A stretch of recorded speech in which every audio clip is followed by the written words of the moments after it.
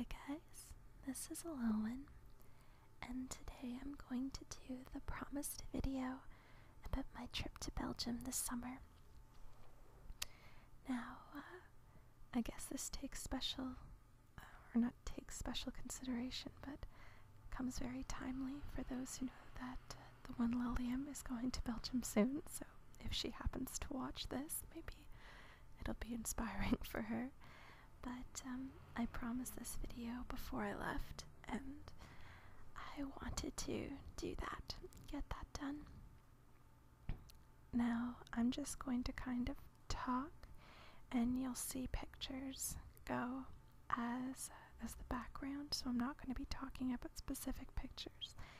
And this is because I have well over 1,000, 1,500 photos to go through. So, yeah, I'm just going to talk, and then I'm gonna pick pictures that don't have people in them and use those, because I want to keep the anonymity of my host family, I guess, while I was there. So, I'll get started talking about the trip. So, as I mentioned before, I was with one of my best friend's family, and I flew in to Brussels International Airport, and they met me there, and at the airport, or from the airport rather, we took the bus, or the shuttle bus, down to our bed and breakfast where we were staying. So Brussels, like a lot of major cities in the world, is kind of divided into quarters. And in Brussels, this quarter system kind of works on the nationality of its inhabitants. So, for example, while we were in Brussels, we went to the Congolese quarter a lot, or Congolese. I'm kind of pseudo-translating because this whole trip took place in French. So yeah, we went to the Congolese, or the Congo quarter. There was a kind of like a downtown quarter, so the historical section. And the one we were living in was the Japanese quarter. And I'm very thankful that we picked that one because it's supposed to be one of the quietest parts of Brussels. So that was quite nice. And I like the Japanese quarter a lot. It was filled with flowers everywhere. There was lots of plant life, lots of flora, I guess. And for those of you who have been to Canada, you know that, with the exception of major cities like Toronto, I guess, it's very much a place of natural beauty. There's a lot of natural wonders and a lot of trees and plant life even in the cities. So it was nice to have that little touch of home, I guess, where I was staying. So the bed and breakfast that we stayed at was really cute. There were 5 of us in the family. There was myself, my friend, or my best friend, her sister, and their parents. And in the little bed and breakfast there were 3 rooms. There was one of them that was a living room / bedroom for the 3 of us. And then there was another room that was their parents' bedroom, and then there was the bathroom. So it was really, really tiny, but we got really, really good service. We had very, very, very typical Belgian breakfasts from what I was told. I basically started out every morning with a croissant and chocolate bread, which is super delicious, but by the end of my trip, because I had this croissant or chocolate bread breakfast pretty much every morning for 2 weeks, by the end of it, I didn't want to see sugar for the rest of my life.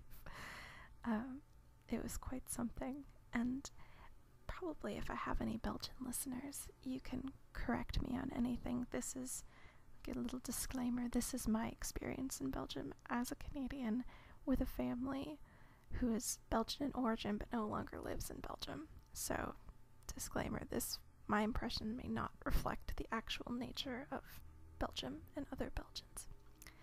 that aside, I noticed a very different culture when it comes to food. And over and above the fact that everything has a lot more sugar, it's like you have breakfast, you have one major breakfast in the morning, and it's huge, and people have a lot of food in Belgium at breakfast. It's a very important meal of the day. But I remember everyone thought I was crazy because I didn't eat as much for breakfast, but I'm not used to it. And I learned why they do such a huge breakfast is because lunch is optional, or was when I was there. You don't really have lunch. You might have periodic snacks, but even that is spotty at best. You basically have a giant breakfast, you eat almost nothing for the rest of the day, and then you have a giant supper. And the stereotypical Belgian supper is, of course, moules frites, which is mussels and fries.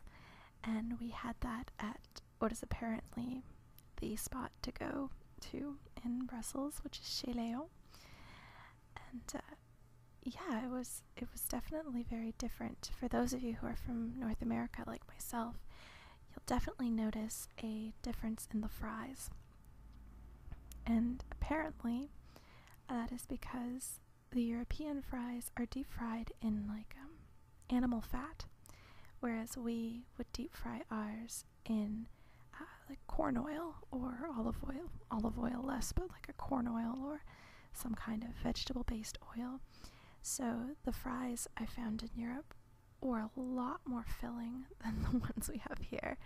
So I actually barely made it through a third of my dinner while I was there because it was so much food. And I'm just not used to eating such large amounts of food all at once. But again, this might not reflect all of Belgium. This just reflects the family I was with and their habits. But yeah, so we stayed in Brussels for most of the time because that was our home base. That's where our bed and breakfast was. And while we were in Brussels, I saw a bunch of the major attractions as well as some lesser known things. The first thing that I saw is the Royal Palace, and I learned afterwards that it's actually only open to the public for a short time every year, and my vacation happened to fall during that time when it was open. I think it's called the Koninklijk, something like that. Anyway, so we got to see the Royal Palace, and it was really quite beautiful. I can't compare it to any other royal palaces in Europe because I haven't seen any other ones, but to my North American, Canadian eyes, it was very pretty. There are lots of chandeliers everywhere, and everything was very sparkly, and there was also a lot of gold. And I noticed that theme was reflected in the Grand Place as well, which I'll talk about next. But while we're in the Koninklijk, the Royal Palace,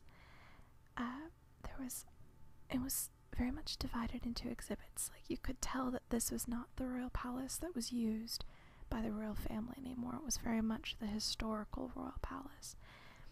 And while we were there, there was an exhibit going on, and I had to take a picture of this one thing, this sign, and I'll try to get it up here, but if not, it'll show up somewhere during the presentation, if you will.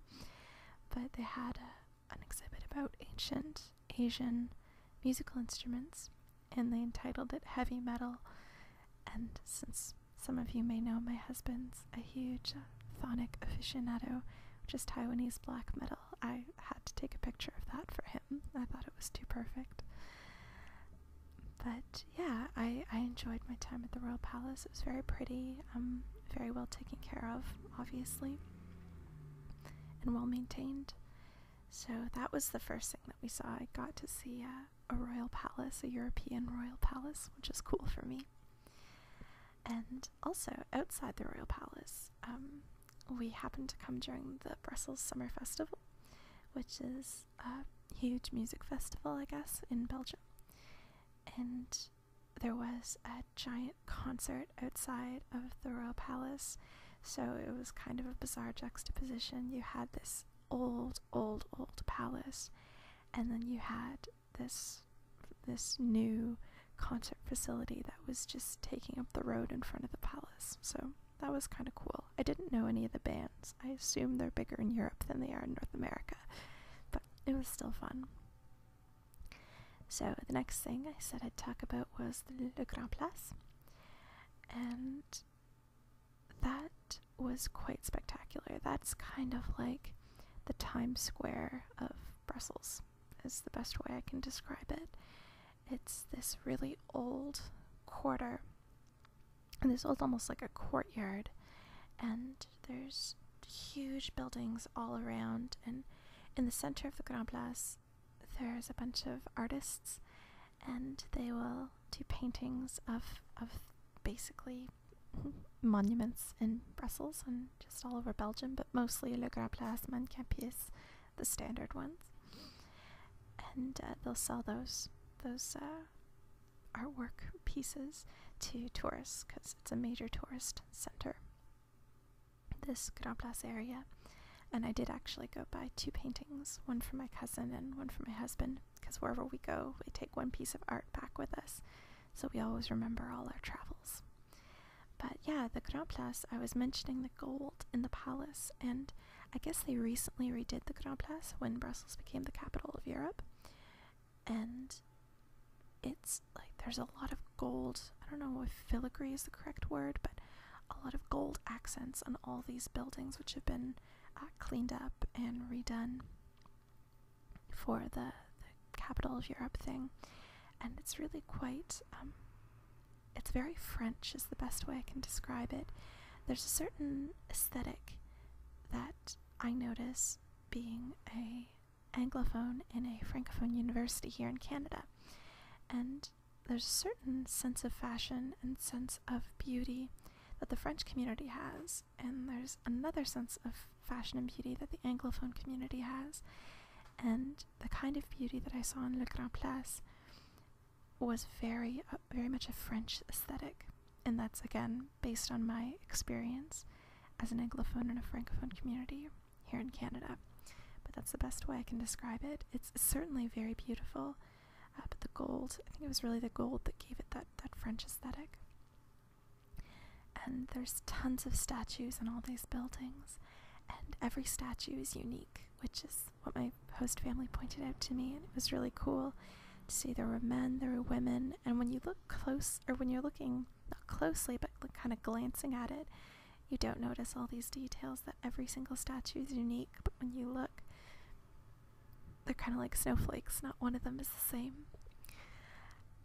And in the Grand Place and surrounding it, it's Belgium, so you'd expect this. There are chocolate houses everywhere.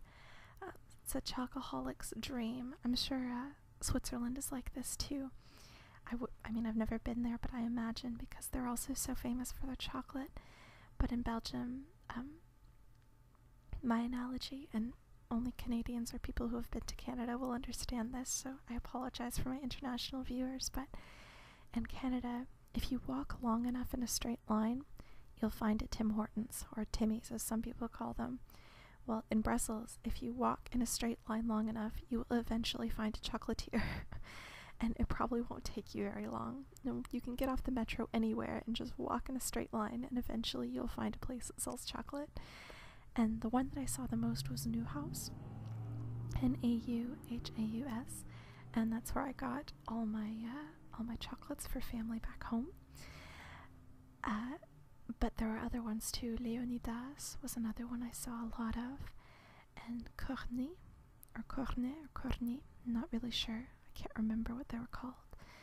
And there were a whole bunch of them, and they were just everywhere. You could always find chocolate no matter where you were going in Brussels. That was kind of cool. It's very much an export there, very much a thriving business. Although I thought it was kind of cool that the chocolate was organized almost the way fashion is in Milan, where you have chocolate houses like you'd have houses for fashion or design. So apparently they all taste different and have different specialties. Like, my friend told me that Newhouse is the one that she uses for people in Canada because it's the most general. But there are other ones that specialize in pralines. There are some that specialize in macaron, or like macaroon type things. And they all have different specialties and different strengths. And you can go to different chocolate houses to get different chocolate experiences.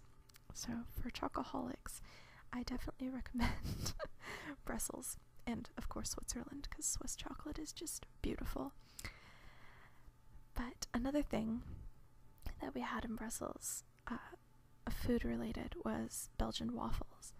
And I have never had something so sugary in my life. It's like eating granulated sugar, but it tastes so good. I had mine with Nutella melted on it, or Nutella, however you say it. And it was just delicious. I barely made it through a waffle though, because it was so rich. And that was really cool. That was definitely a stereotypical experience, and I really wanted to get all the stereotypes down. I wanted to have waffles and chocolate, and I wanted to see all the touristy things while I was there, just because I get a kick out of that. So yeah, I definitely had my Belgian waffles, and I had my fries and mussels, and I had my chocolate. So I was very happy. And another thing that apparently Belgium is famous for, my last food related thing, I promise. Oh no, I can't promise that. I take that back. There's one more food related thing that I'll talk about later. But another food thing that Belgium is famous for is their speculoos, or speculoosje paste. And for those of you who have had speculoosje or speculaas, I always thought they were Dutch because my family is Dutch, and they were always very popular among my family. But apparently they're Belgian, or they're like shared by the two. They're basically a cookie that you have with coffee or tea, and they're almost, I would describe them kind of like a gingerbread cookie, but like they're hard, they're crispy or crunchy, and usually had with coffee in the Netherlands at least. But in Belgium they have this paste, and it's kind of like a peanut butter or a Nutella, but it's the taste, it's like cookie dough for this speculoosje, this type of cookie, and it is so good. It's delicious on toast, and it just melts. It's like having a melted cookie sandwich, and it's glorious. So that's another popular thing to put on waffles, and it's something that I had to bring back for my family because my dad, being Dutch, loves the speculoosje, and he is so excited to get it in paste. And I've converted my husband. He's Scottish, but he likes Dutch sweets now, or Belgian in this case. So I brought him back some too, and they are very happy about that. But as I've alluded to earlier, I did see the Manquin-Pis, and I don't know if any of you are board game aficionados, but my family collects European board games, or Euro games, and I'm really into them too. I absolutely love board games, and one of our favorites is the board game Seven Wonders.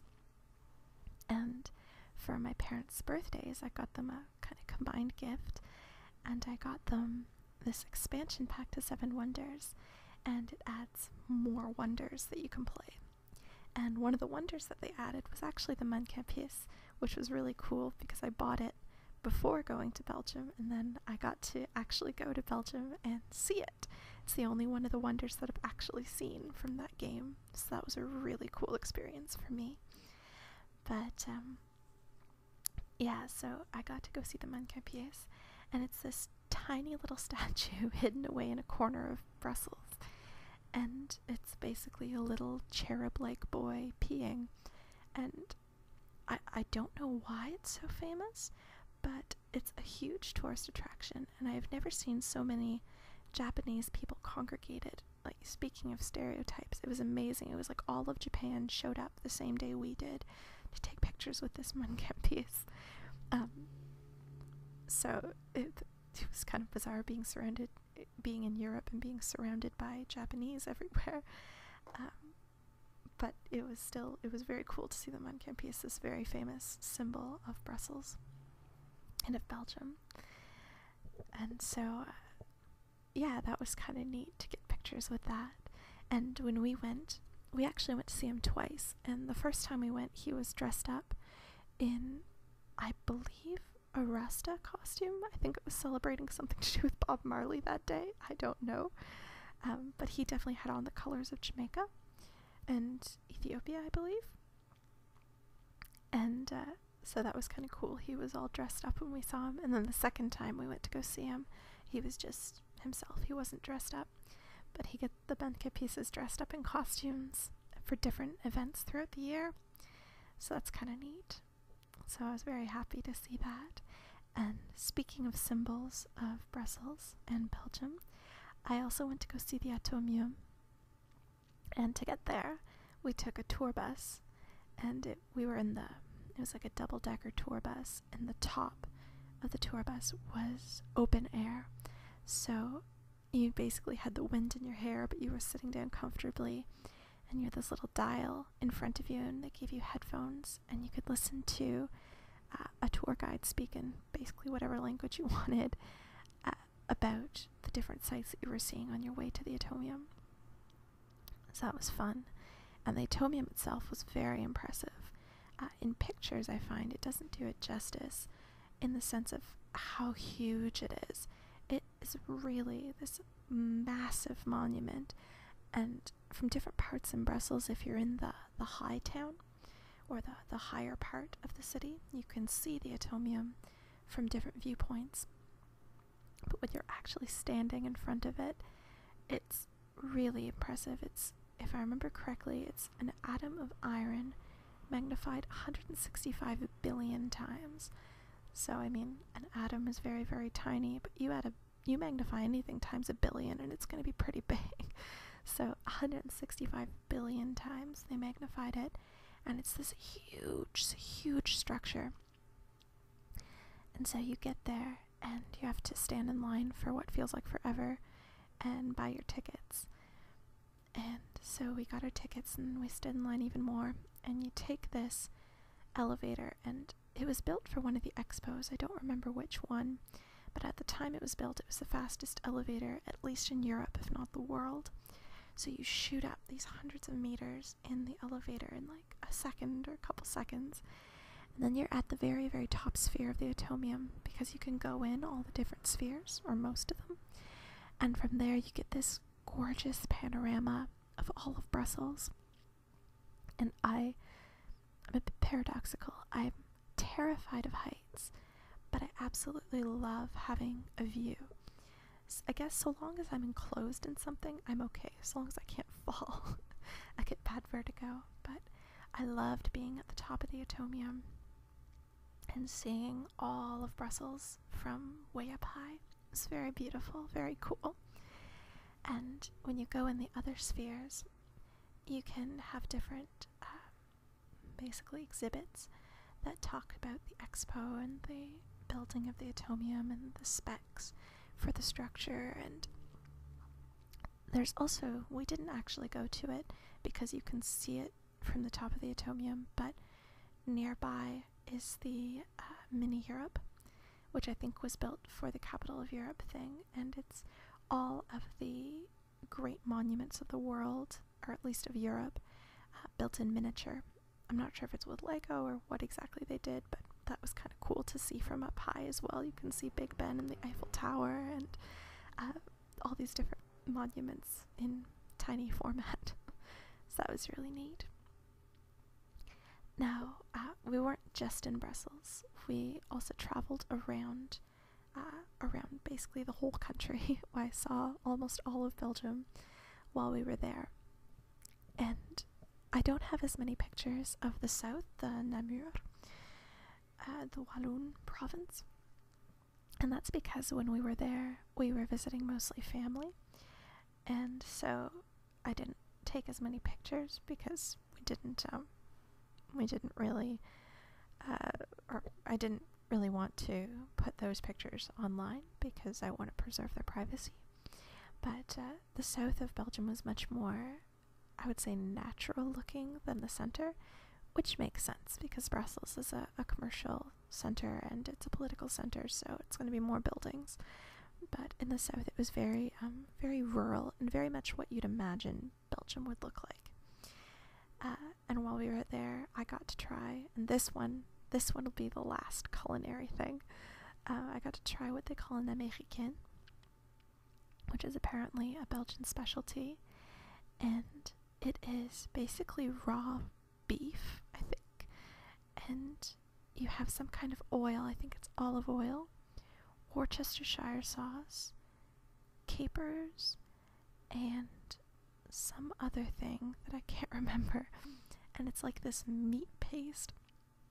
And I admit I was scared to try it because I grew up in a family where we only ever had poultry, and so I was told that if the meat was pink you would get poisoned and die. You would have salmonella. But so this was raw meat, so raw meat still makes me a little nervous. But I ate it and it was actually surprisingly tasty. And no one really knows why they call it an Américain, considering that Americans don't really eat raw meat that I'm aware of. But anyway, that's what they call it. So I tried that while I was in the south of Belgium, and that was surprisingly tasty. So that was cool. And another thing we did while we were in the south was we visited Hons-sur-Lez, which is kind of like, I would describe it in the Maritimes in Canada. We have Fundy National Park, which is a site of, I believe, the highest tides in the world, and it's a nature park, and I'm sure it would be the same as any other nature park in Canada or elsewhere in the world, but Hons-sur-Lez is kind of like the de facto nature park of Belgium. Excuse me. And while we were there, we saw basically a zoo type thing, which I won't really describe to you in huge detail because it's basically a wildlife reserve. It looks like any other wildlife reserve. You take a train and you go through, or it's not really a train, I guess it's more of a bus, like a tour bus type thing, but it's open, so there are no windows, and you just drive around and you see the different wildlife exhibits while someone explains to you about the wildlife over a loudspeaker. It was still cool, but nothing special in the sense that it's the same kind of thing as you'd get anywhere else. But what I really enjoyed in the south of Belgium was Les Grottes de Hons, which is the caves of Hons. And there you go into this huge cave system, and it's absolutely beautiful in there. It feels like spelunking, only without any effort. And you walk through a couple kilometers of caves, and it's just so quiet and so peaceful in there, and dark, and it's almost womb-like, but a little bit chilly. And they have at one point this light show that they do, and they have Enya playing in the background, and it's just beautiful. I really loved the caves, and that was probably my favorite part in the south of Belgium. But we also went to the north, and for those of you unfamiliar with the country, the south is kind of like the French section, they're the French province, and the north is the Dutch province, Flanders.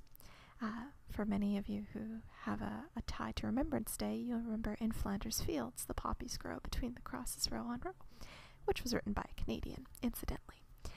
But yeah, so I actually got to go to Flanders as well.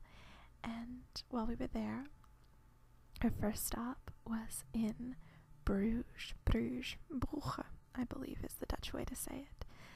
And this was specifically for my mother. My mother has a little bit of an obsession with Bruges, a tiny bit. She saw a movie once called In Bruges, I believe with Colin Farrell, I'm not sure. Anyway, there was this movie and it all took place in Bruges, and she thought it was like the most beautiful thing she'd ever seen. So I had to go to Bruges for her to get pictures, because she's also a photographer. So I went to Bruges, and I learned later that it's a UNESCO World Heritage Site, and it's considered the most well-preserved, medieval city or medieval town in the world, and they were right about that. It is extremely medieval, and it is very beautiful. It's probably one of the most beautiful places that I saw in the country for being man-made structure. And there were horse and carriage rides all throughout it. We didn't do a horse and carriage ride, but we did a canal ride, because some of you may remember, my husband and I went to the Netherlands, which is my heritage, the year before. So not this year, but last year. And when we were in Amsterdam, we really wanted to go on a canal tour, but we didn't have time. So I kind of replaced that with going on a canal tour in Bruges, and that was a lot of fun. I very much liked being on the water. I'm a maritime girl. I like water, and that was very, very pretty. It was one of my favorite parts of being in Bruges. But I will warn anyone who goes, it is also, no, how will I say this? The beauty is surpassed only by the stench. It is very, very authentically medieval, in the sense that everything smells like horse pee. The whole city reeks of horse pee, and this is Old Bruges, not the main modern city. This is like the UNESCO part of it, because of all these horse and carriages going through the city. The whole thing smells atrocious. Worth it, very much worth it, but just be warned in advance that that is the case. So we took a canal tour. We just kind of walked around the city. I bought some lace for my mother. Lace is apparently another very famous product of Belgium. And one of the other things we saw while we were there in Bruges was the Begijnhof, which is le béguinage in French. It's kind of like, it's not quite a convent, not quite a nunnery, but very similar to that in concept. I don't believe there's any kind of equivalent to it in North America that I could use to compare, but they described it as a home for Benedictine nuns, and also for women who either chose celibacy or were widowed. I don't think it's still in use, but it was for a very long time. And as you might have guessed from my description thus far, we were going non-stop while we were in Belgium. It was go, go, go. We were constantly on the move, constantly surrounded by people, constantly loud and talking, and everything was very busy. So, but the Begijnhof gave me a beautiful chance to relax, because you're not supposed to talk in there. And so it's this silent, peaceful place of contemplation and prayer. And even though there are tourists, for the most part, people respected the silence of the place. And I just loved walking around and seeing this old convent, and like, it's the kind of place that were I to be widowed, I would want to go. Not that I want to be widowed, but like, I would love to have that kind of peaceful serenity around me at all times. Very, very beautiful place to relax. So I very much enjoyed that. And the other place that was relaxing like that, I'm going to go skip back to Brussels here before I finish off the north of Belgium, was the Basilica of Koekelberg. And that was my favorite part of the whole trip, was this basilica. Now, I'm not Catholic per se, but again, very, very busy trip, and going to this La Basilique de Koekelberg, or the Basilica of the Sacred Heart, I believe, is what it's called in English. I'm not 100% sure. But it was this huge Art Deco, and it's the largest Art Deco cathedral of its time, or of its kind, I should say.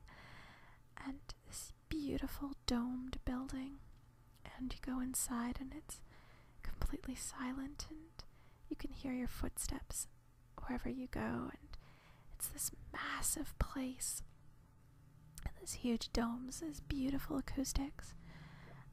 Even though it was silent, like, just hearing your footsteps, you could could sense the acoustics of the place, and it was just so peaceful and so restful, and oh, I just loved the basilica. It was so beautiful. I quite like Art Deco. For those of you who don't, obviously it's not gonna be as impressive, but I really like the style. I found it extremely beautiful. So that was my favorite place. But returning to the north, we also went to the North Sea in Ostend, or Ostend in French. And that was quite beautiful too. I'm saying everything's beautiful. I really should use a thesaurus before making these videos.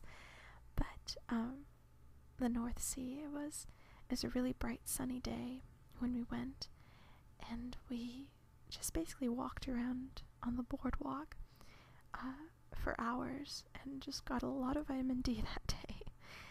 And that was a very busy place. There were people all over the place taking their vacation by the sea.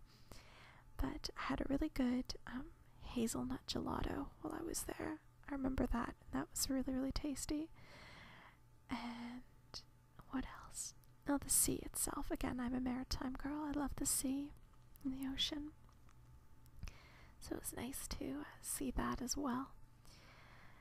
And eventually I did come home, and this is just a 40 minute long video describing 2 weeks that I spent there.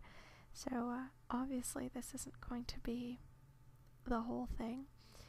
I saw more things and I had more experiences than that, but I just wanted to give you a little recap because I promised I'd talk about it. So I hope you guys have enjoyed this little spiel about Belgium and my experience there. And this video isn't directly dedicated, even though I know they'll never see it, to the family I went with. You know who you are. I can't thank you enough for all that you did, and your hospitality and generosity is greatly appreciated. So I'll see you guys in the next video. Until then.